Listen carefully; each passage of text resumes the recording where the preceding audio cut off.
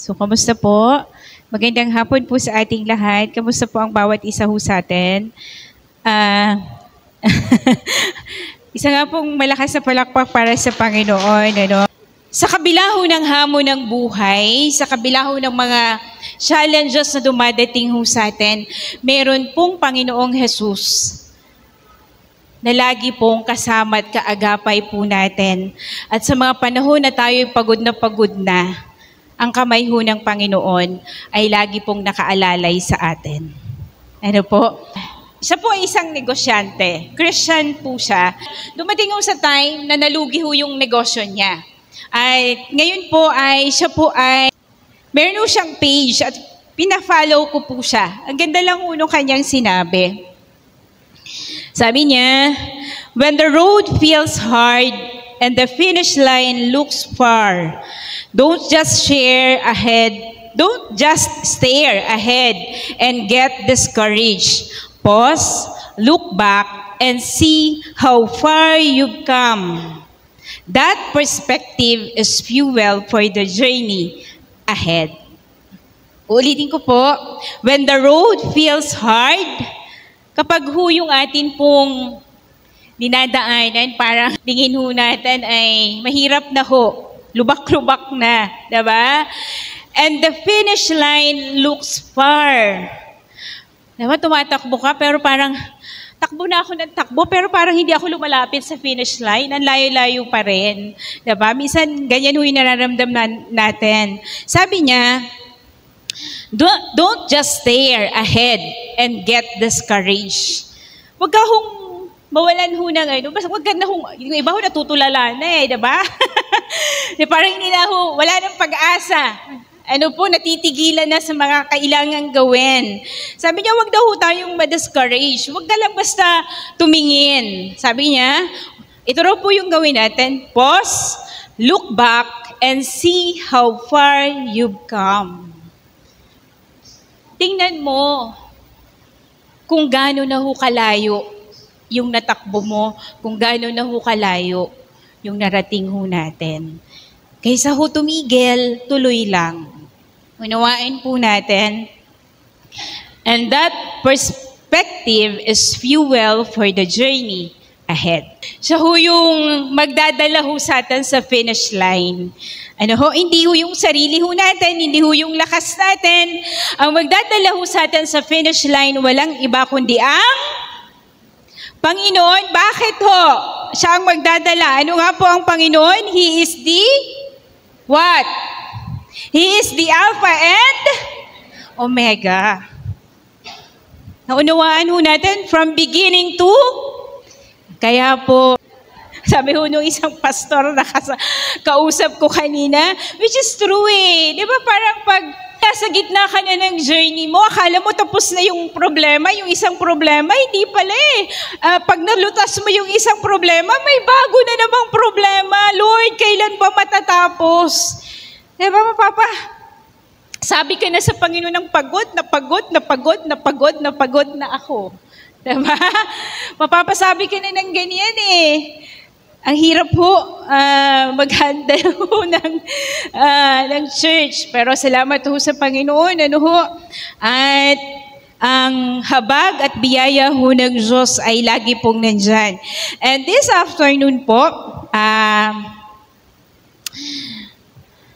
tayo ho ay nasa aklat pa rin po ng Romans. And our title for this afternoon is Unashamed, Unafraid, Unstoppable. Okay? Unashamed, Unafraid, and Unstoppable. Grabe ho, tapang ho ng atin hong title ngayong hapon.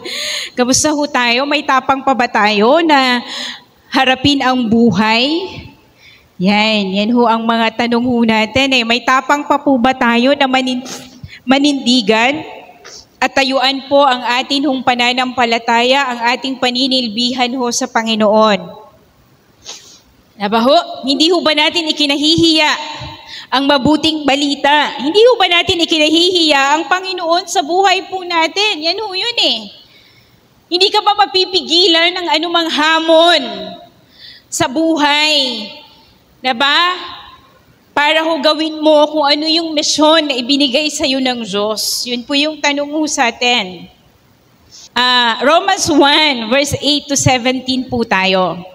Una sa lahat, nagpapasalamat ako sa aking Diyos sa pamamagitan ni Jesucristo dahil sa inyong lahat, sapagkat ang inyong pananampalataya ay balitang-balita sa buong daigdig. Ang sulat po na ito ay, di ba ho, nasa kulungan ho si Pablo itong mga panahong ito. Ngayon, sumulat po siya sa mga mananampalataya po na nasa Roma.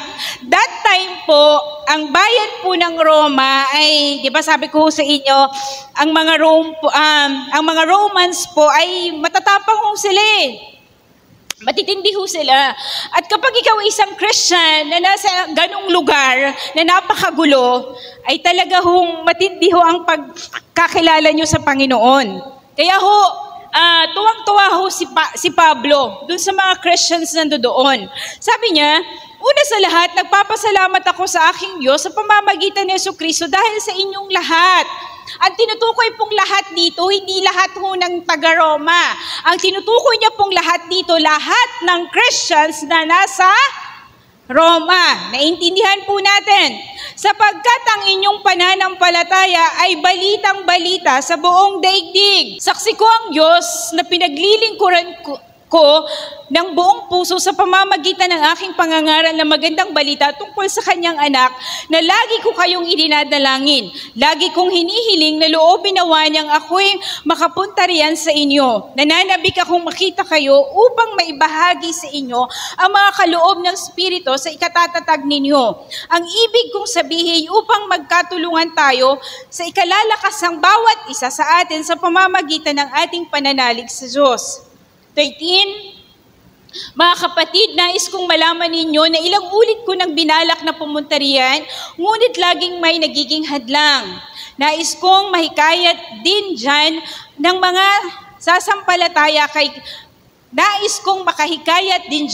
sasampalataya kay Kristo tulad ng nagawa ko na sa ibang mga bansang hentil. May pananagutan ako sa lahat, sa mga sibilisado at sa barbaro, sa marurunong at sa mga mangmang, kaya nga nais ko rin ipangaral dyan sa Roma ang magandang balita. Okay, verse 16. Hindi ko kinahihiya ang magandang balita. Unashamed. Okay? Sapagkat ito ang kapangyarihan ng Diyos para sa kaligtasan ng bawat sumasampalataya. Unay sa mga Hudyo at gayon din sa mga Griego. Sapagkat ipinapakita ng magandang balita kung paano ginagawang matuwid ng Diyos ang isang tao at ito ay sa pamamagitan ng pananampalataya buhat sa simulat hanggang sa wakas. Okay. Sapagkat sa magandang balita ipinapakita kung paano itinutuwid ng Diyos ang kaugnayan ng tao sa Kanya. Ito ay sa pamamagitan ng pananampalataya buhat sa simula hanggang sa wakas. From faith to faith.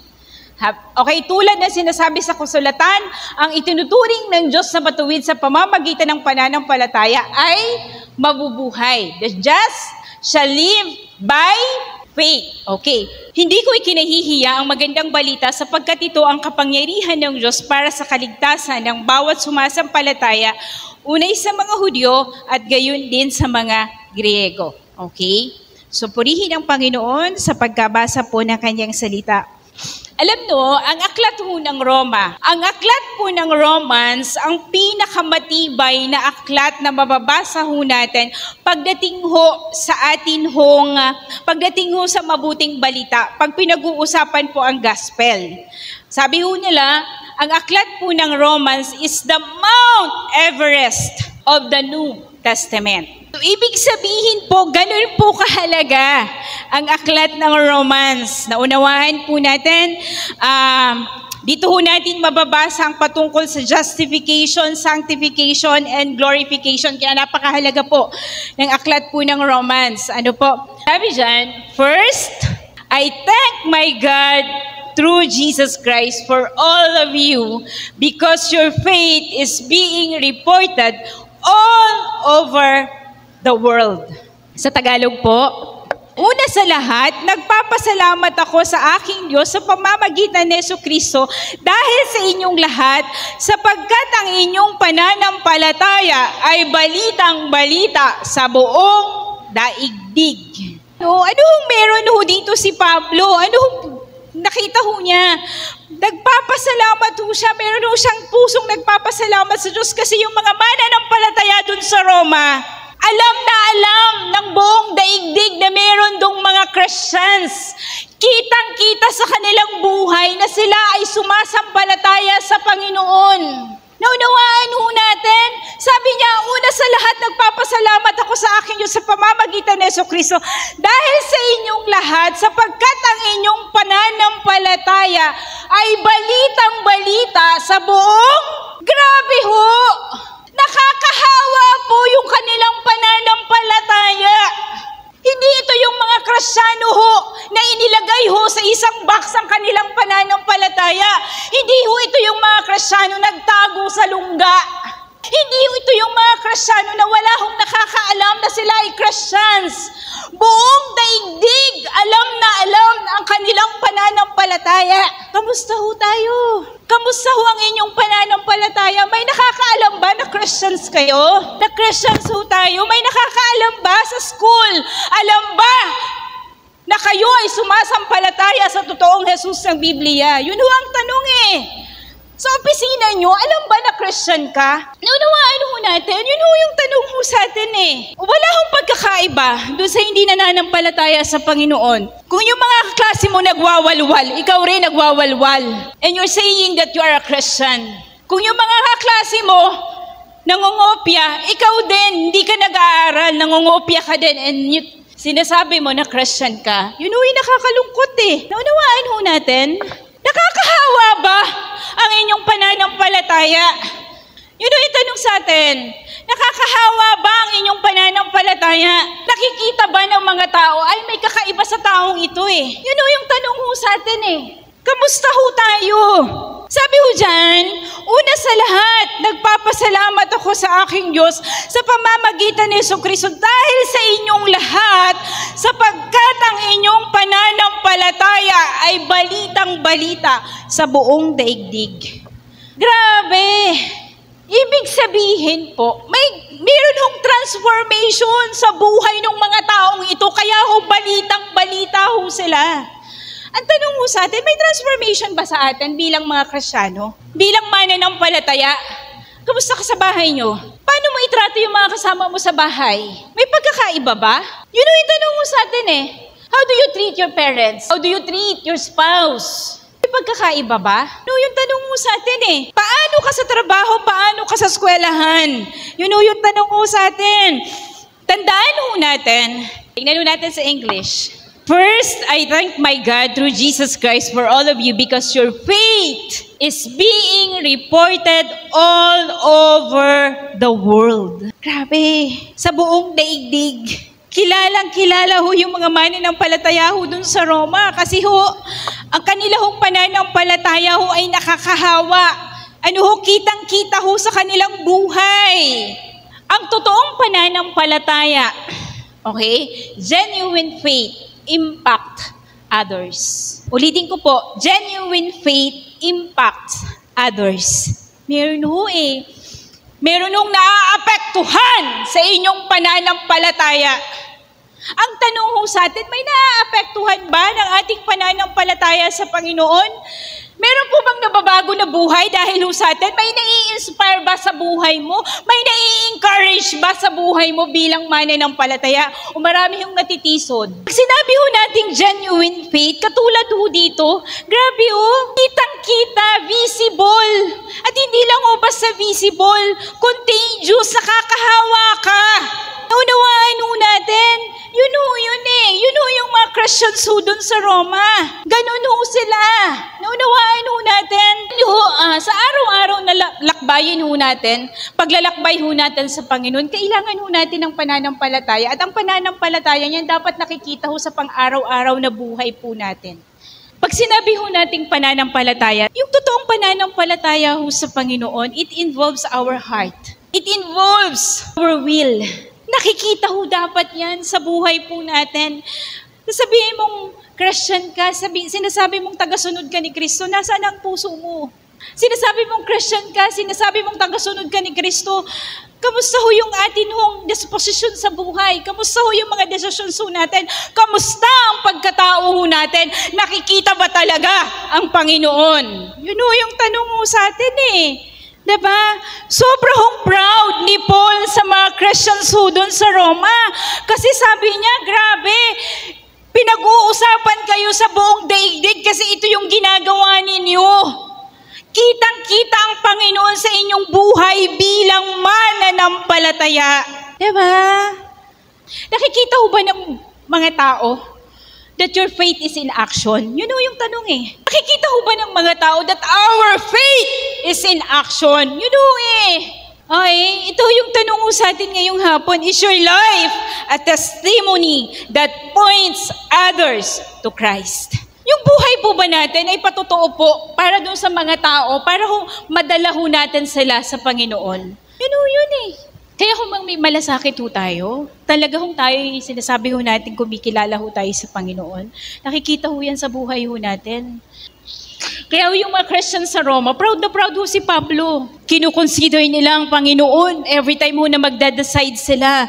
Kinukonsider ho nila ang kanilang pananampalataya sa kanilang pakikipag-usap ho sa lahat. Ganun ho yung mga Christians sa Roma, kaya ho, pinag-uusapan ho sila sa buong daigdig that time. Naunawaan po natin, kaya ho sabi ho natin, di ba sabi ho natin, kaya nga sabi ho ng Panginoon, di ba ho, work out your salvation. Ano ibig sabihin ng work out your salvation? Pagtrabahuhan mo ang iyong pananampalataya, ang iyong kaligtasan? Hindi ho. When we say work out your salvation, yung kaligtasan na natanggap mo, yung pananampalatayang binigay sa iyo ng Panginoon, ilabas ho natin. Kaya ho, work out.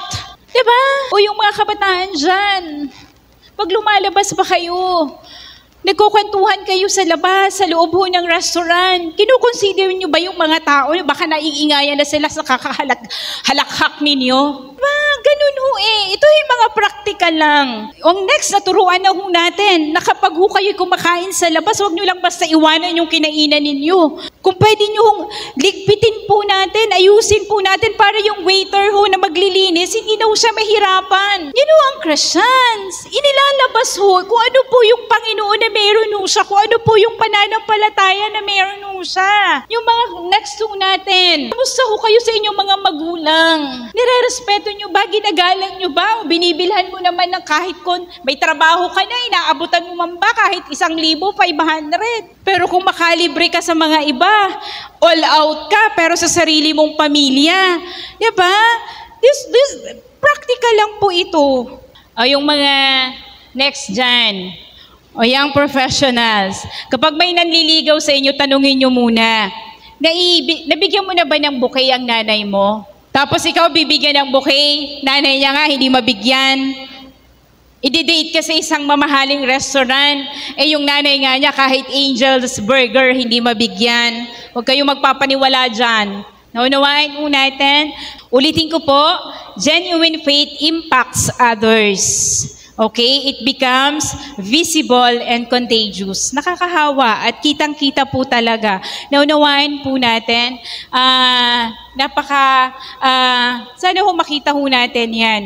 God, whom I serve in my spirit and preaching the gospel of His Son, is my witness how constantly I remember you. Grabe ho yung pagpapalakas ho ni Paul sa mga mananampalataya doon. Sinasabi niya, lagi ko kayong inaalala. Okay. In my prayers at all times, and I pray that now at last, by God's will, the way may be open for me to come to you. Kasi gusto niya ho talagang makita. I long to see you so that I may impart to you some spiritual gift to make you strong. That is that you and I may be mutually encouraged by each other's faith. Okay, sa Tagalog po ay, tingnan natin, verse 9. Saksi ko ang Diyos na pinaglilingkuran ko ng buong puso sa pamamagitan ng aking pangangaral ng magandang balita tungkol sa kanyang anak na lagi ko kayong ininadalangin. Lagi kong hinihiling na loobin nawa niyang ako'y makapunta riyan sa inyo. Nananabik akong makita kayo upang maibahagi sa inyo ang mga kaloob ng Espiritu sa ikatatatag ninyo. Ang ibig kong sabihin upang magkatulungan tayo sa ikalalakas ng bawat isa sa atin sa pamamagitan ng ating pananalig sa Diyos. Mga kapatid, nais kong malaman ninyo na ilang ulit ko nang binalak na pumunta riyan, ngunit laging may nagiging hadlang. Nais kong makahikayat din dyan ng mga sumasampalataya kay Kristo, tulad ng nagawa ko na sa ibang mga bansang hentil.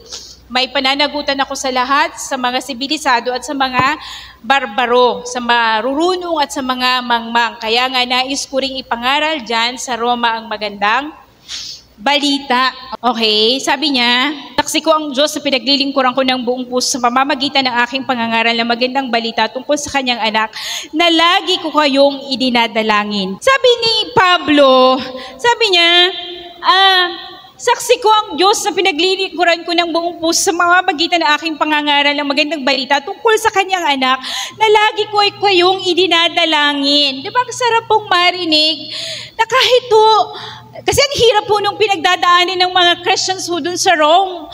Pero merong isang Pablo na hindi ho sila binibitawan sa pananalangin. Kaya po ang tanong ho sa atin ay, yung pananalangin po ba natin nakasentro lang sa sarili natin o naisasama din po natin yung ating mga kapatiran? Hindi mo alam, meron na huyang pinagdadaanan sa buhay. Hindi mo alam, depressed na pala. Hindi mo alam, magpapakamatay na. Kasi if you really love your brethren, dapat ho na ipapanalangin nyo po yan. Kasi ho si Pablo, mahal na ho yung mga Christians sa Rome, kaya lagi nyo hong pinagpe-pray. Lagi kong hinihiling na loob, binawa ng Diyos na sa wakas, matuloy din ang pagpunta ko riyan.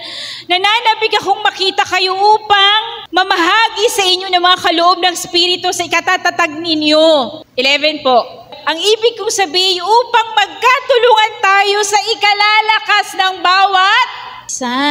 Mahalaga po na tayo po ay ini-encourage din po natin ang ating mga kasama, ang ating mga kapatiran. Hindi ho alam kung ano ho ang kalalagayan ho ng buhay ng taong yan.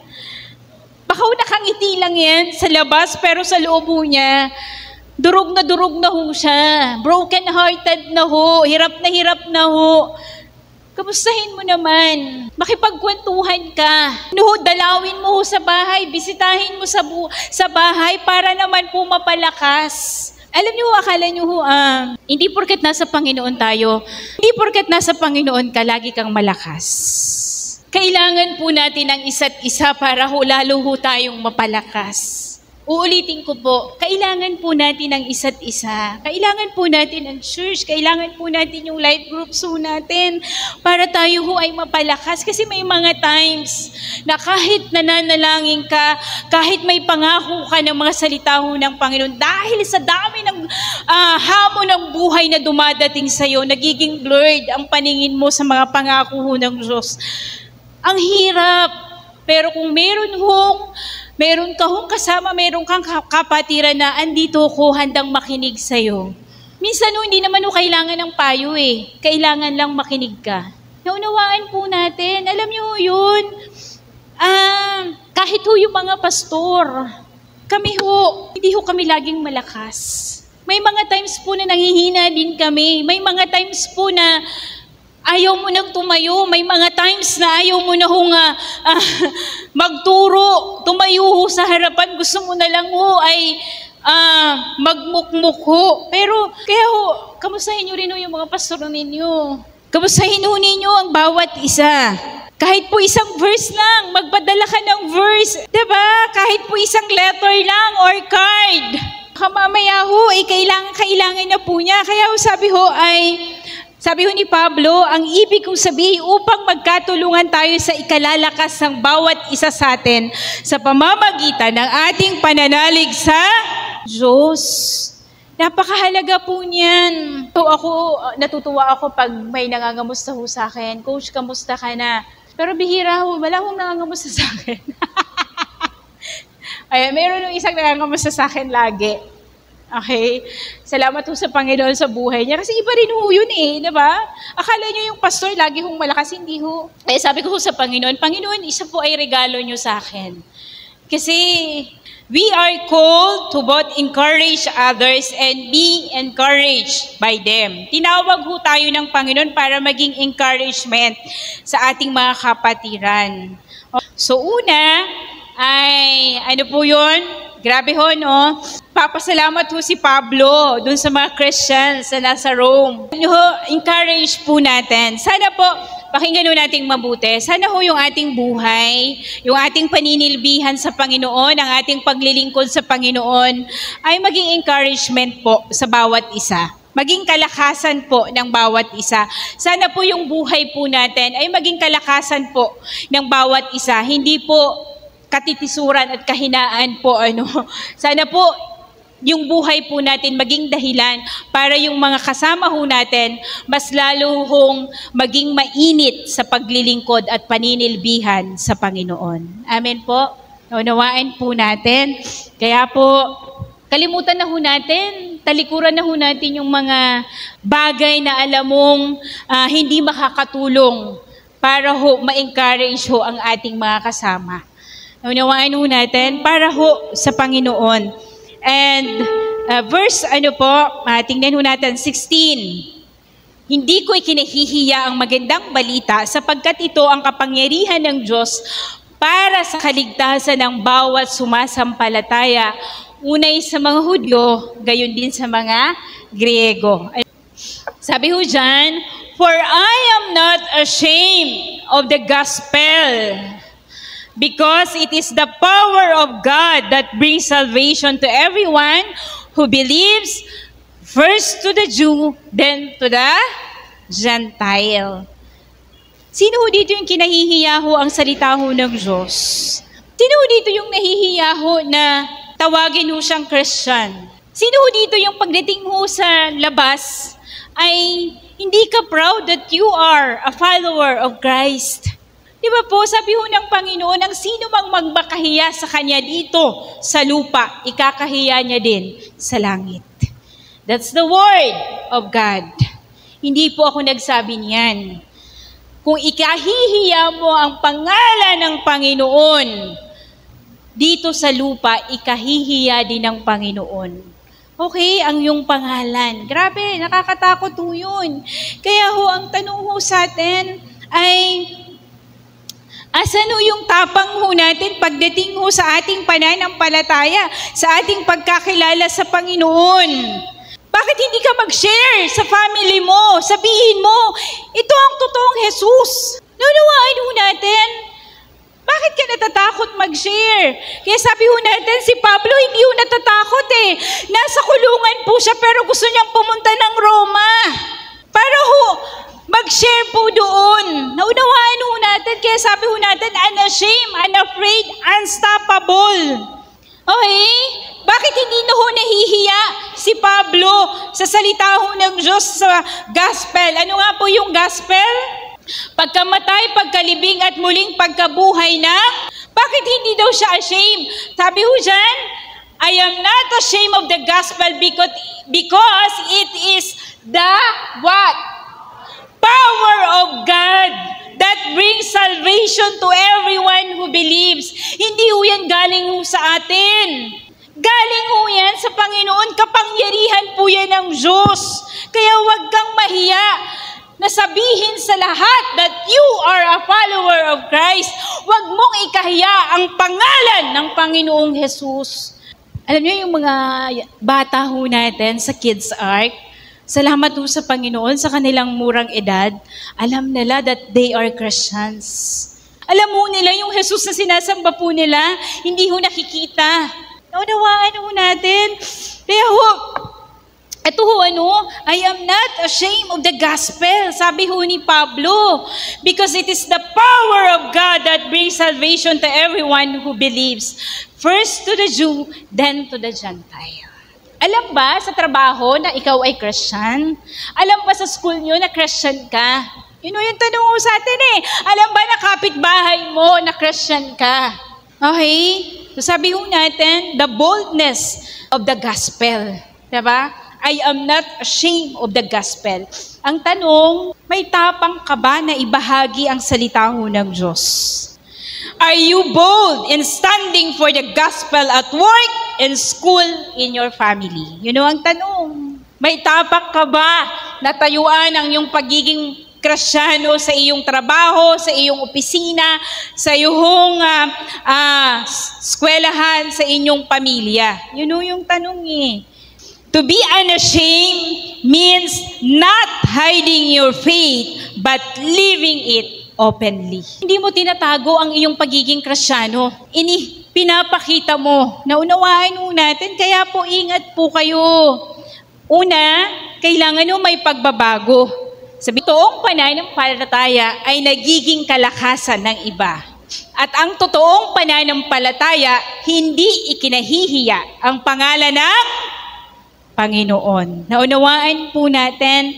So sabi yung ganun, I am not ashamed of the gospel because it is the power of God that brings salvation to everyone who believes, first to the Jew, then to the Gentile. Alam nyo ho, hindi pa huli ang lahat. Kung meron pa ho sa pamilya ninyo na hindi pa nakakilala sa Panginoon, pag-pray nyo po at unti-unti ho mag-share ho kayo ng salita ho ng Diyos. Kailangan po yan. Sa school, maging matapang ka na ipakita kung sino ang Panginoon na sinasamba mo. Huwag kang mahiya. Sa pamilya, kung yung asawa mo hindi pa Christian, pag-pray mo. Ibahagi mo ang Panginoong Jesus. Kailangan po natin yan. Naunawaan po natin. So sana po ngayong hapon, sana pag tiningnan tayo ng Panginoon ngayon, maging proud ang Diyos na tayo po'y Kanyang pinili bilang tagasunod po niya. Sana maging proud ang Panginoon sa atin na tayo po ay mananampalataya. Hindi malungkot ang Diyos sa atin dahil sa mga pinagagawa natin sa buhay. Sana sa pamamagitan ng pagkakilala natin sa Panginoon, sa pamamagitan ng pananampalataya natin, ma-encourage po natin yung iba, lalo na yung mga taong walang pagkakilala sa Panginoon, na kumilala sa Panginoon, na sinasamba natin. At sana po, tayo po'y maging matapang na ipahayag, ipagmalaki po ang pangalan ng Panginoong Jesus sa buhay po natin. Ipamuhay po natin ang mabuting balita na natanggap po natin. Sana makita yun sa ating buhay. Naunawaan po natin bilang mga magulang, bilang mga kabataan, bilang isang individual po, sana makita sa ating buhay ang pangalan po ng Panginoong Jesus. Maging matapang po tayong ilabas, ipakilala ang Panginoong Jesus na sinasamba po natin. Tayo pong lahat ay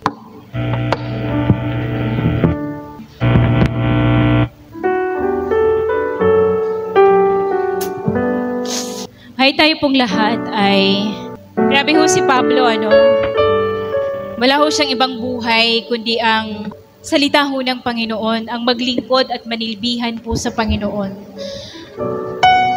Wala po siyang ibang nais kundi maipahayag ang salita ng Diyos. Wala siyang ibang desire kundi ma-encourage po patuloy ang mga mananampalataya sa pamamagitan po ng kanyang buhay. Kailan pa kayo magiging seryoso sa pagkilala sa Panginoon? Kailan pa kayo magiging seryoso sa inyong pananampalataya? Ngayon na po yung panahon, sana ang ating buhay po ay mailaan po talaga natin sa Panginoon at magamit po tayo ng Diyos. Hindi lang po tayo basta nakakilala sa Panginoon para wala lang. Sabi ko sa inyo, ang pananampalatayang ayaw humakbang. It is not faith. Ang pananampalataya pong binabaks ang kanyang pagkakilala sa Panginoon at hindi po inilalabas. Hindi po yan pananampalataya. Sana po ngayong hapon,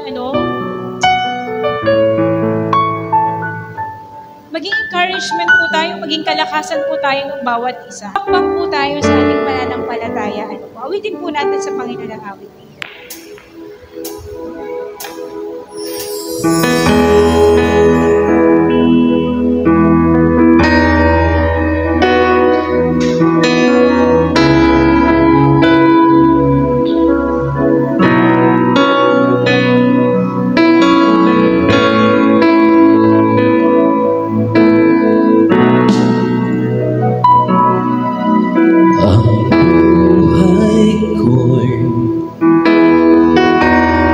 Sadyang laan lamang para sa iyo. Gamitin mo ang aking buhay para maglingkod sa'yo. Ang buhay ko'y puno ng sigla mula nang makilala ka. Buhay ko'y iyong binago, kaya nga'yo'y naglilingkod sa'yo. Itataas dakilang ngalan mo, ihayag dakilang pag-ibig mo. Gamitin mo ang buhay ko, mahal kita, Panginoong Jesus. Ibibigay lahat para sa iyo. Susunod sa mga yapak mo, iaalay sa iyo ang buhay ko ito.